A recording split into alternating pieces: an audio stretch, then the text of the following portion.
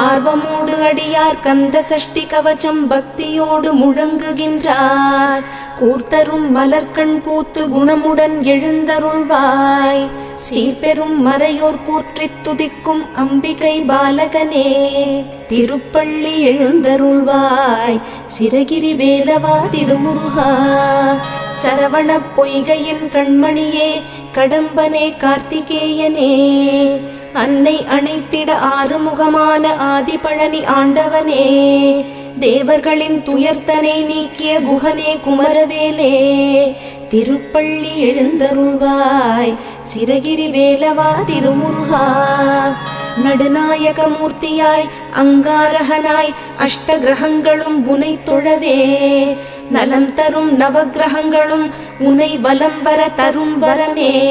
செவ்வாய் தோஷம் நீங்க சென்னிமலையும் அங்காரகன் பரிகார